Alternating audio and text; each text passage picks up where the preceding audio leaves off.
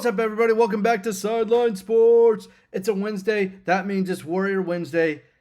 Hit the like, hit the subscribe. Keep watching the channels, ladies and gentlemen.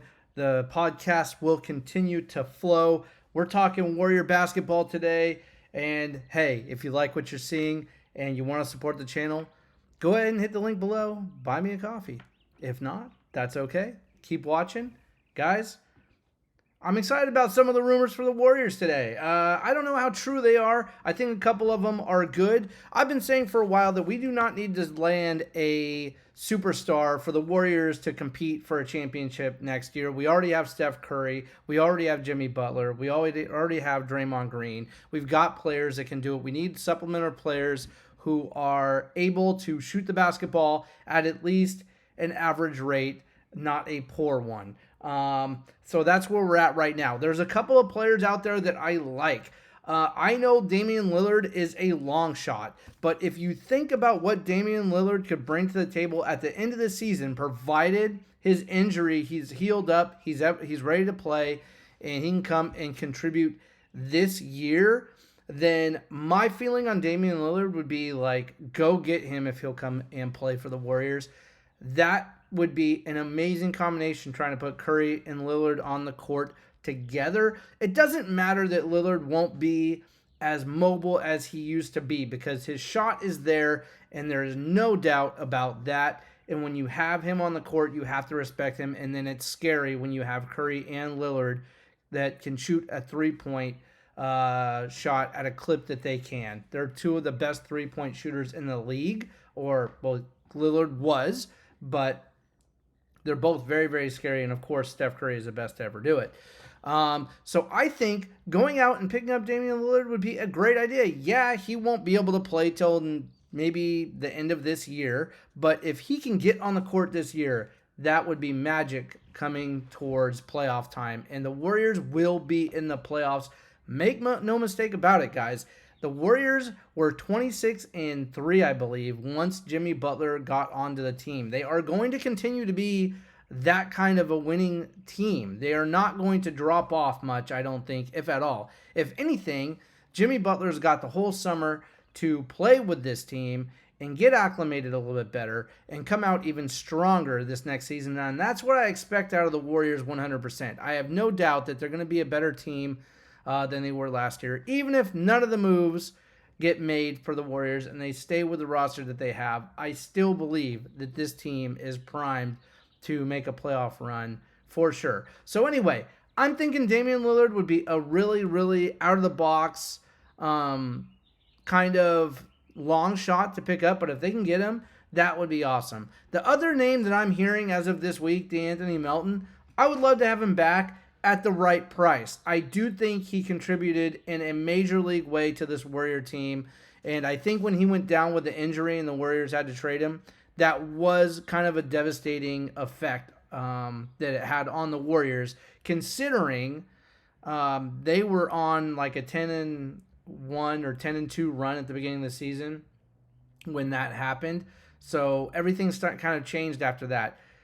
DeAnthony Melton is not a superstar, but he did contribute to the way this offense runs in such a specific way that it hurt the offense when he went down.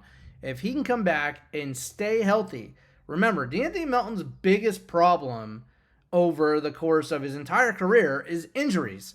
And it didn't stop last year, and maybe it won't stop this year. But, hey, if they get him at the right price, getting him back into a Warrior uniform is not a crazy idea. I like that idea quite a bit.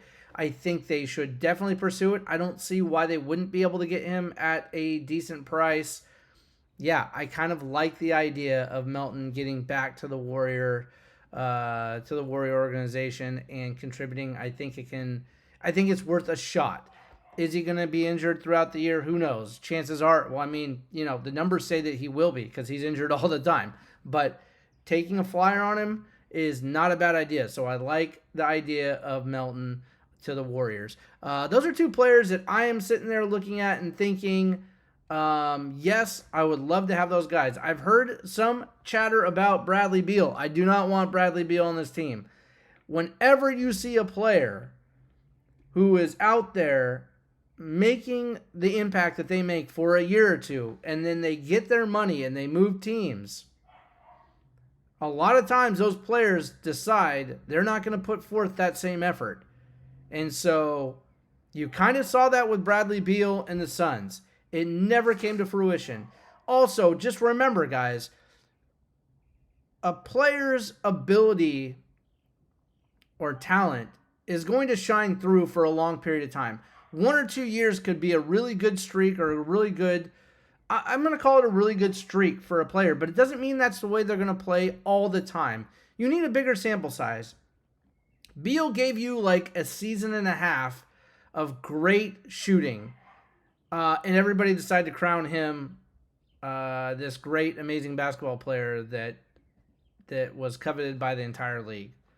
It didn't work out that way, guys. I don't want Bradley Beal on the Warriors unless it's for free or damn close to it. He is not a player that can be relied upon in any real way right now. I mean, the Suns are trying to figure out a way to cut ties with this guy without losing a ton of money.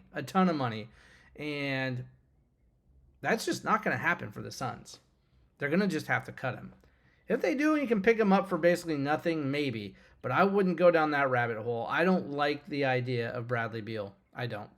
Let the Lakers go pick him up. Let the Rockets or the Mavericks, whoever think that they can get something out of him, I don't think that anybody's going to. I really don't. If you can't get anything out of him with Kevin Durant on your team next to Booker, then you're not getting anything out of the guy. So if the Warriors go get him, that would be really, really disappointing. We don't know what's going to happen with Jonathan Kuminga. It doesn't feel like the market is real hot for Jonathan Kuminga. Surprise, surprise, guys. He hasn't earned the paycheck yet. I've been saying it forever. I'm going to keep saying it. I don't hate Jonathan Kuminga. I went on 95.7 The Game talking about Jonathan Kuminga. Hell, I go on 95.7 The Game, talk about Jonathan Kuminga a lot. And it's never in a very positive way. The reason why is because not that I think he's not a good player. I do think he's a good player. I think that it's asinine, crazy, ludicrous to start asking for players, good player money when you're not a good player. Okay? You're an average player right now, Kuminga. It's been 4 years. You haven't really advanced a whole lot. You got one tool, and that tool is go downhill and attack the basket. And if you can't do that during the game, then you can't do much else. And that's a problem in the NBA today. You got to have a 2 or 3 tool guy. Otherwise, sorry, you're not getting anywhere, guys. You're just not. So, listen, Kuminga's going to be a hard sell for a trade for most teams, I think, trying to get what we can out of him. I wanted Vucevic really, really bad. I still do want him. If it's a trade for Kuminga across the board, I would do that deal. I don't know if I'd give up much more, if anything, but that's a deal I would do. I don't know what else is out there for the Warriors right now. The market is kind of just passing them by a little bit, and that's okay. I like the idea of wait and see. Don't go crazy. Don't go spending money trying to put together a championship team. It has to happen organically in a way. So you can go get a contributor here and there to try to match up with Curry, with Butler, a guy who can shoot consistently.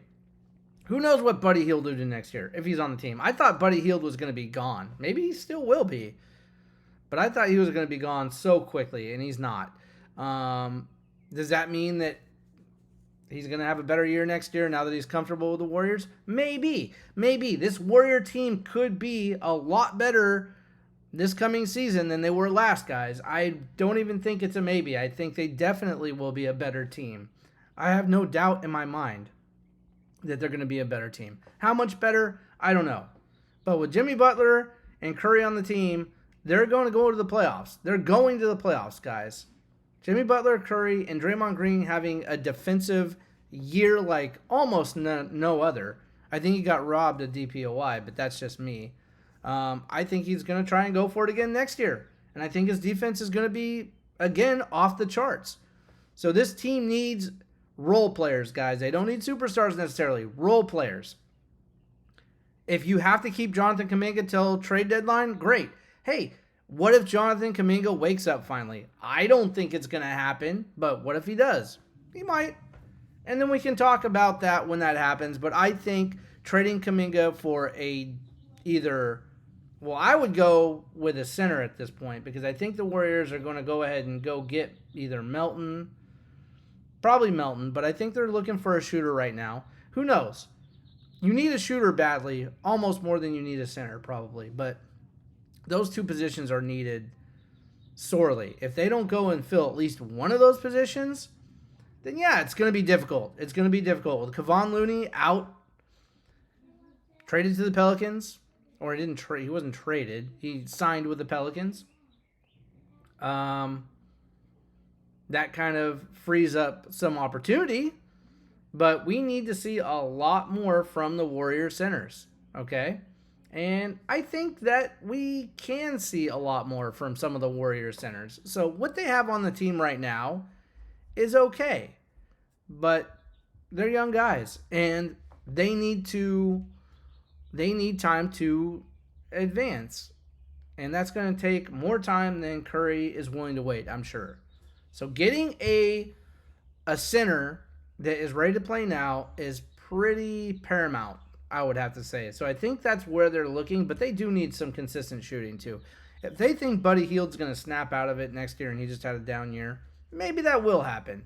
That'd be great.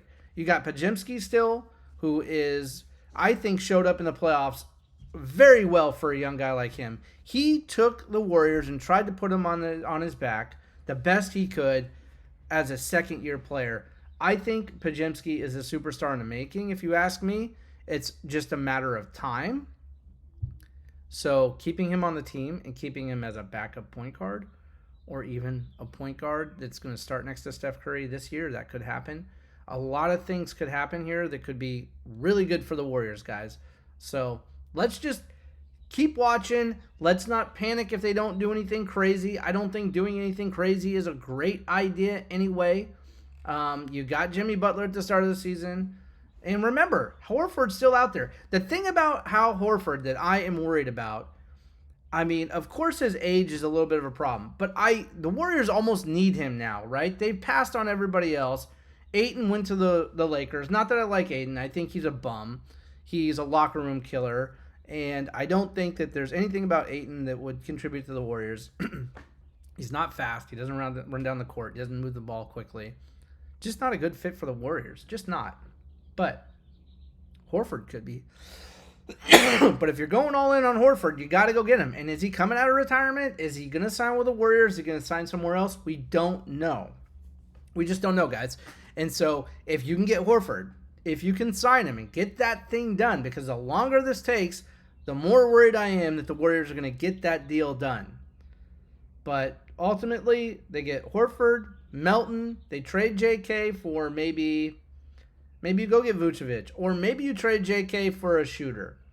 Monk from the Kings. Maybe. Monk would be good. I would take Monk, but you'd probably have to trade JK in a draft pick or something. But right now they've been talking to the Kings, but it hasn't involved Monk. But I've seen Monk play enough to know that guy is somebody I'd love to have next to Steph Curry. He's young, he's talented, didn't have a great year last year necessarily, but overall he's got potential to succeed very well in this league. Putting him on the Warriors alongside Horford, Curry, Green, Butler, then you got Podziemski, you got the bench. Guys, now you're talking about a team that is looking like a pretty decent team who's played together. And that's what matters the most. Playing together, getting continuity together. Look at the Rockets right now. They should be a championship team without a doubt with all the moves they made. They went and got Kevin Durant. They got some other players as well. They already were a playoff team that pushed the Warriors to 7 games. But they put this all together this offseason. Is that going to translate into wins? Is that going to translate into a championship team? History would tell you it doesn't. Because they need to play together. They need to come together and gel. The Warriors did not win championships by throwing a team together in one offseason. The Chicago Bulls did not become 6-time champions by throwing the team together in one offseason. They built up to it. Yes, they contributed a player here and there. They went and got Rodman, did some things, but they did not rebuild a team. They did not put a whole team together. They did not do any of that. Now, the Rockets aren't necessarily doing that, but they have added 2 or 3 players, including Kevin Durant. How that goes together with their offense and the coaching style and everything else that's going to come with it, who knows? Who knows? But teams are going to be gunning for him. And you got the Thunder. The Thunder are for real. They're good. They're going to be good for a while. They are going to be a tough team to beat. I think the Warriors match up very well against the Thunder. They did last year. The Warriors beat the Thunder 3 out of the 4 times that they met. I really felt like if Steph Curry didn't get hurt, that the Warriors had a championship possibility this last year. I really do. So, hey, guys, let's see what happens next year. I love talking Warriors with you. Keep watching. Remember, hit the like, hit the subscribe. Okay? You can follow me on Spotify. This episode will be on Spotify if you want to listen to me there. And, hey, you can catch me up on Instagram as well. I'll be talking a little bit on Instagram and promoting the episode here. So, guys, listen, like I always said, hard work beats talent when talent don't work. I'll keep working for you. You keep watching. I'll see you in the next one.